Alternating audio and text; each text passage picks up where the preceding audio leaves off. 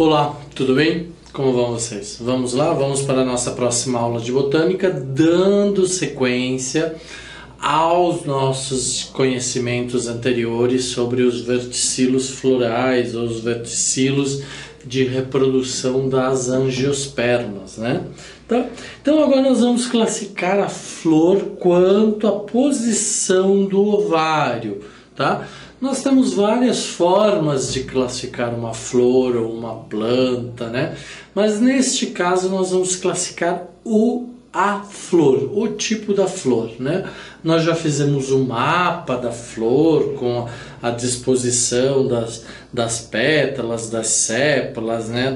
Do cálice, da corola, do androceu, do gineceu. Agora nós vamos falar sobre a posição do ovário, se o ovário é mais para cima, mais para baixo, em relação a quem? O ovário, então, é o órgão feminino, né? Compõe o órgão feminino, né? Compõe o gineceu. Então, nós vamos falar desta composição, ou desta posição do ovário em relação ao órgão masculino, tá? Então, flor hipógena é quando o ovário é súpero ou superior, tá? Ou seja, se fixa num ponto superior às outras peças florais. Então nós temos todas as outras peças florais, né?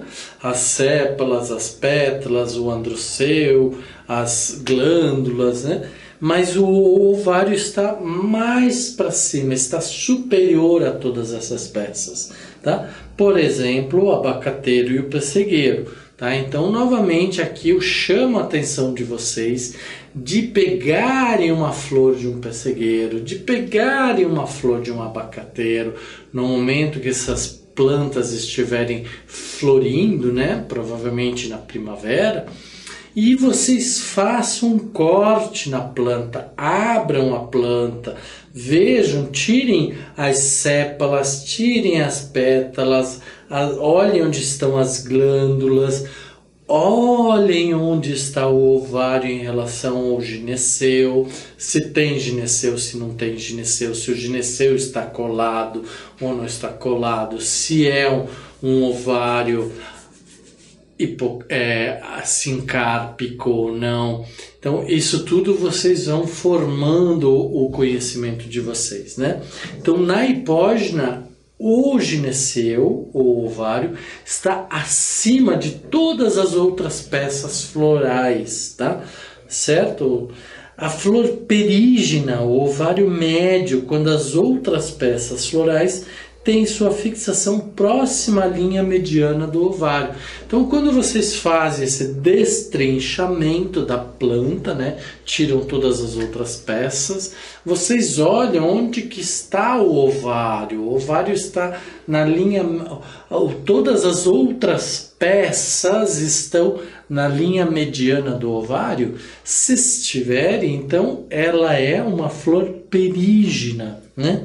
E se for uma flor epígena, significa que o ovário é ínfero, está abaixo das outras peças florais. Não confundam, né, o estigma, o estilete com o ovário. Nós estamos falando da posição do ovário, só do ovário, tá? Lembram? Vamos ver se eu coloquei uma flor. Ah, está aqui, né? Então, olha lá. Ó, o ovário aqui, pessoal. Só estou falando do ovário. Não estou falando do estilete nem do estigma, tá? Então, nós temos o ovário acima das outras peças florais, na linha mediana, né? Ou as outras peças florais na linha mediana do ovário, e as outras peças abaixo, o ovário está abaixo da linha de inserção das outras peças florais, tá? Então, flor hipógena, súpero, flor perígena, médio, flor epígena, ínfero, né? Ok? Então, vejam fotografias, vejam imagem, peguem essa imagem, colhem na parede de vocês, para vocês gravarem, aí vocês gravam bem, né? Tá? Okay? E a estrutura do óvulo? A parte do gineceu, onde no seu interior ocorre a fecundação. Então, como que ocorre a fecundação, né? Depois que entra o grão de pólen, então depois da fecundação desenvolve-se em semente, que contém o embrião e as reservas nutricionais. Então, cada semente possui o seu embrião e possui reservas nutricionais, as quais vão servir de alimento para o desenvolvimento do embrião, desde que as condições climáticas para isso ocorram, ou seja, a água, há uma temperatura agradável, há umidade, e assim o embrião pode absorver os nutrientes dessas reservas nutritivas e se desenvolver, tá? Então vamos lá novamente rapidinho. Nós temos a antera, né, que é onde estão os grãos de pólen, é a parte superior do androceu, né, com o seu filete, né? Tá? Nós temos a pétala, que está aqui, nós temos a sépula, a linha do receptáculo. Então, aqui está o receptáculo, o estigma do gineceu. Nós temos o ovário, que é toda essa parte maior. Nós temos o óvulo, que é esta parte amarela aqui interna. Nós temos o receptáculo floral, que é esta parte verde, o pedúnculo floral, né? Então vamos limpar aqui novamente. Então vocês estão vendo que aqui é onde está o receptáculo floral, é onde está o ovário, né? Então é por aí que vocês se norteiam, se baseiam, tá? Então o óvulo das angiospermas é composto por algumas características, tá? Tegumento. O que é o tegumento? É o tecido que reveste. Nutella, que é o tecido nutritivo, né? Então lembra daquele doce de passar no pão? Nutella, né? Nutre, é alimento, né? Saco embrionário, onde se armazenam as zoosferas, né? Tá? O funículo. Então vamos ver, e temos mais o hilo, a chalaza e a micrópila. Então essas 7 partes que compõem o óvulo das angiospermas, né? Então nós vamos vê-las. Então tegumento é duplo, 2 camadas protetoras, a primina externa e a secundina interna.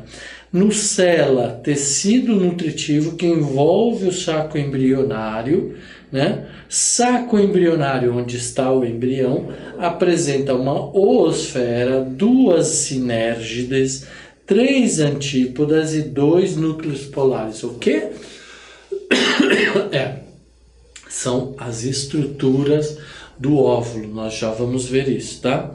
Possui um funículo, que é um pedúnculo que liga o óvulo à placenta, então é analisado a forma como o óvulo está ligado à placenta, né? Tá?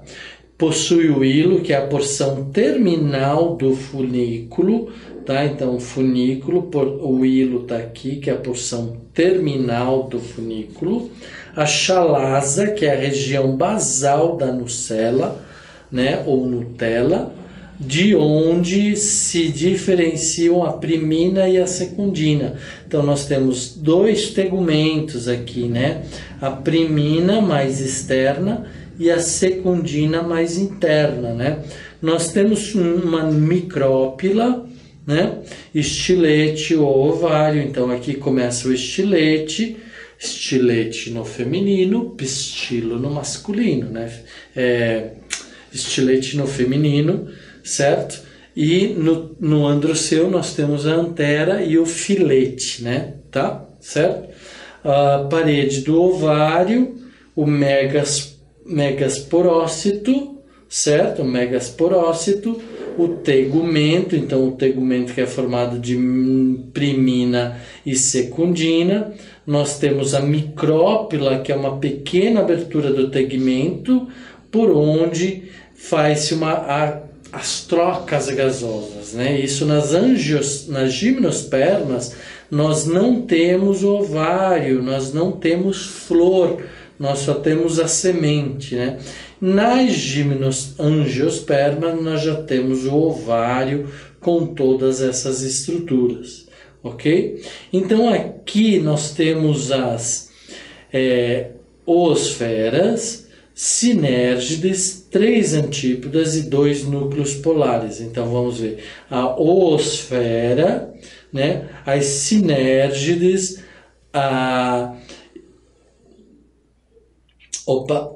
vamos lá. Nós temos as oosferas, as sinérgides, as antípodas, 3 antípodas, 2 sinérgides, 3 antípodas, né? Então vamos lá, oosfera, 3 sinérgidas, 2 antípodas, né? E 2 núcleos, certo?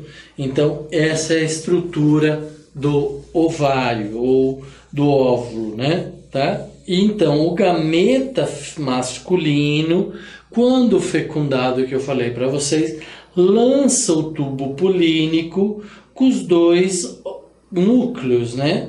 Esses 2 núcleos vão entrar pela micrópila e fecundar o óvulo, tá? Então eles entram aqui e vão liberar os gametas masculinos, né? Esses gametas masculinos vão se unir, né? Os núcleos masculinos vão se unir aos núcleos femininos, né? E vão formar então o embrião, tá? Então essa é uma estrutura generalizada de como acontece a fecundação. Então o grão de pólen, o núcleo reprodutivo do grão de pólen, desenvolve o tubo polínico que vai transportar os gametas masculinos e que então vai fecundar o óvulo, tá? Certo?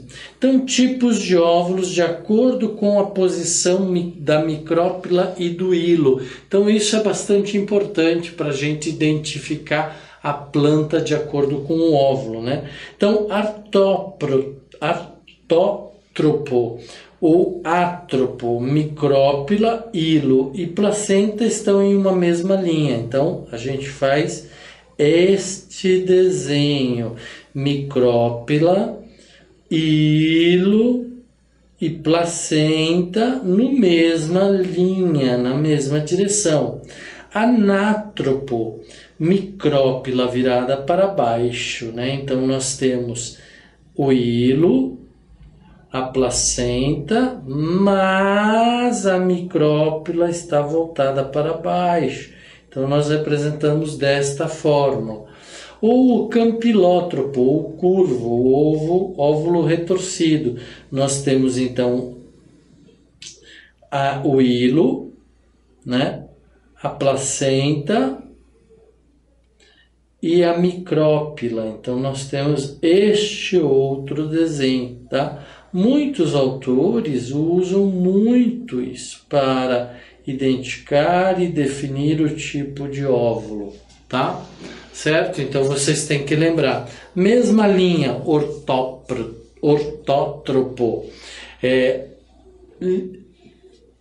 Virar a micrópila virada para baixo, anátropo. Campilótropo ou curvo. Todo retorcido, né? Então, óvulo retorcido. Ok? Então, agora nós vamos falar sobre o androceu em relação ao gineceu. Então, classificação das flores com base na posição do androceu em relação ao gineceu. Então, nós falamos da posição do gineceu, né? Da posição do gineceu.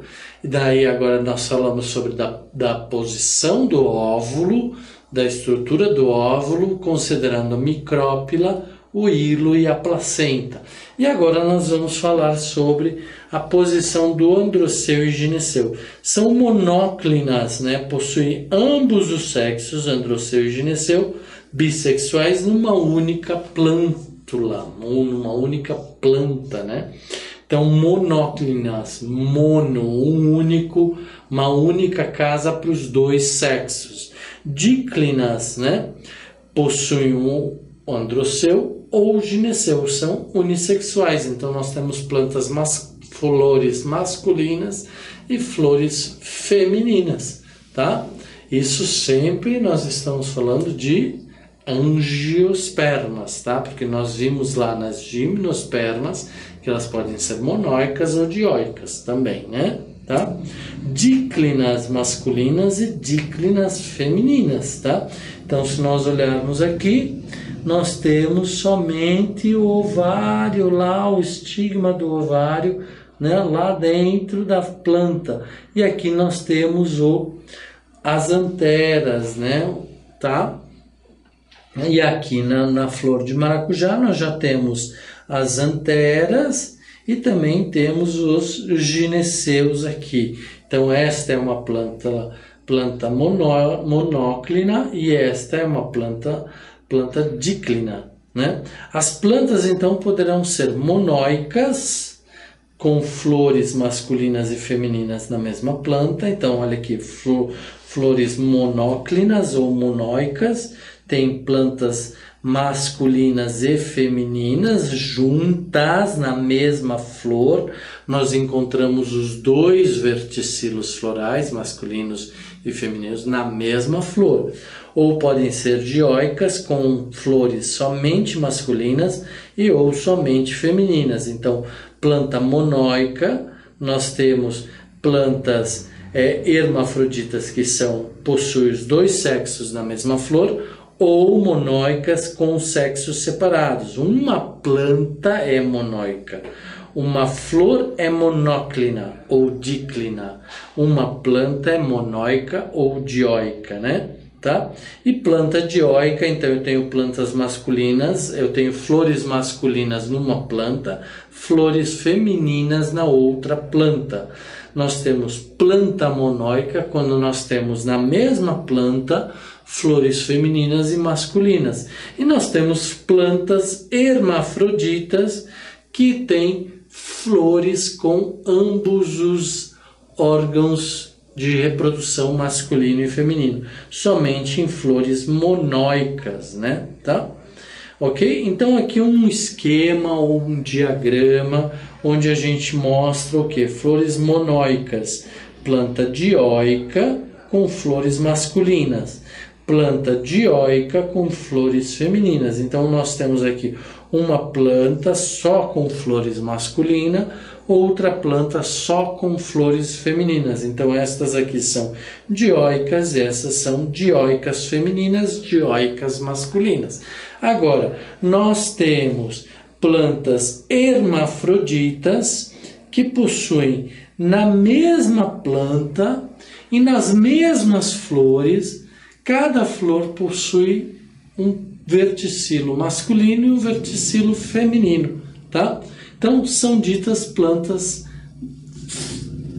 hermafroditas. Agora, também temos plantas que possuem na sua planta, numa única planta, flores só masculinas e flores só femininas. Por isso são chamadas de monóicas com flores masculinas e femininas, né? Tá certo? Então, essas são as configurações ou os tipos de plantas de acordo com os tipos de flores que estão presentes nelas. E aí nós temos os diagramas, representação gráfica de uma flor, que permitem a identificação de espécies vegetais. Então, cada flor, vocês podem fazer um corte transversal e aí vocês vão ver o número de sépalas, o número de pétalas, o número de estames, o número de androceu, o número de gineceu. E aí vocês vão fazer a fórmula floral, tá? O que é a fórmula floral? Então, a fórmula floral mostra quantas sépalas tem na flor, quantas pétalas tem na flor, quantos androceus tem na flor, quantos gineceu, se são tépalas, né? Sépalas iguais a pétalas, né? Então vamos ver aqui, nós temos a corola, nós temos o cálice onde estão as sépalas, então 1, 2, 3, 4, 5 sépalas. Nós temos a corola com 1, 2, 3, 4, 5 pétalas. Nós temos os androceus, né? Os estames com 1, 2, 3, 4, 5. E nós temos aqui o pistilo ou o gineceu com 2 carpelos, né? Então, o que tá... Qual é a fórmula aqui, né? Olha lá.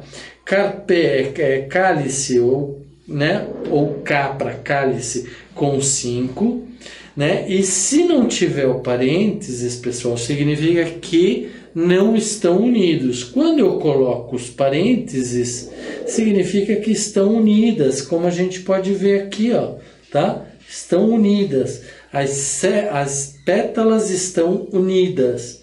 As sépalas não estão unidas, né? Tá? O androceu possui 5 androceu e gineceu possui 2, o quê? 2 unidos, por isso tem o parênteses, e ela tá representada aqui como é que é o ovário. O ovário dela é ínfero, né? Está abaixo das peças florais. Vamos lembrar como que chama o ovário abaixo das peças florais, né? Chama-se epígino, né? Então está abaixo do número de peças florais, tá? Ok? Hipógino, vamos voltar aqui, vamos ver, vocês vão ver comigo. Hipógino, perígino ou flor hipógina, ou flor perígina, ou flor epígina. Hipo, peri, epi. Hipo, peri e epi. Hipo, peri e epi. Hipo, peri e epi. Hipo, peri e epa. Temos que memorizar, temos que achar formas de memorizar, porque são muitos nomes, né? A biologia tem muitos nomes, muitos conceitos, muitas definições, tá certo? Então, aqui nós temos, nós já vimos toda essa parte, e aí nós temos o que? O algarismo indica o número de peças. Então, se for 3, significa que tem 3 pétalas, 3 sépalas, 3 androceus, 3 gineceus, se tiver 3, né? Ou pode ter 1 de um, 3 de outro, 5 de um, 1 de outro, tá? Então depende, né? Então olha aqui, um outro exemplo de fórmula floral, né?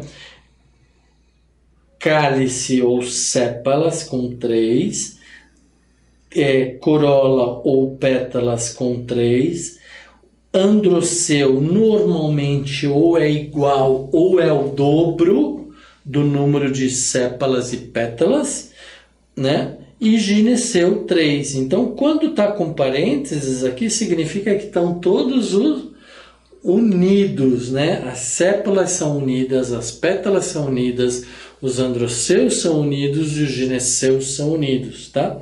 Quando não temos o parênteses, vamos limpar aqui um pouquinho. Quando nós não temos o parêntese, significa que não está unido. Normalmente ou sempre o parênteses envolve o número e não a letra, tá? Então, se vocês acharem difícil memorizar o K para cálice, então vocês podem usar um C ou um S aqui, né?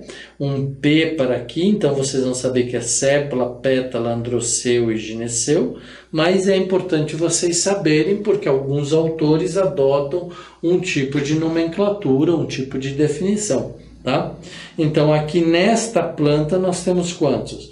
1, 2, 3, 4, 5 sépalas, então cálice 5. Leva parênteses ou não leva parênteses? Não leva parênteses porque não estão unidas. Quantas pétalas existem, né?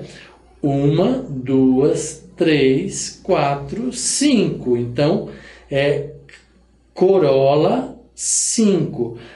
Leva parênteses ou não leva parênteses? Não leva parênteses porque não está unido.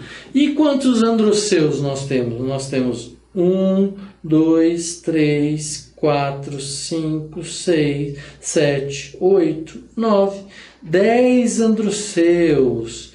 E agora, pessoal, leva parênteses ou não leva parênteses?